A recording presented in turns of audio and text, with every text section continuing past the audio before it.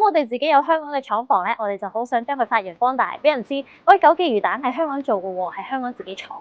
旺角新開嘅呢一間小食店係由65年歷史老字號九記魚蛋廠開始，唔止賣魚蛋燒賣，就連腸粉、沙菜魚肉、麵筋，全部都係本地廠房親自製作。我咧就係叫李元東㗎，係呢間九記食品個廠個老細。就呢間咧就唔係老細，係有份啫。呢間係俾個女搞㗎嚇，超過60幾年㗎啦，60年到而家㗎啦。以前我哋喺灣仔，跟住就去黃竹坑，跟住先至去葵涌㗎。我哋公佈有香港有500、600間㗎。好多時候可能你喺街邊食緊係我哋嘅魚蛋，但係你都未必知道，咦，原來呢個係九記魚蛋廠嘅魚蛋嚟嘅喎。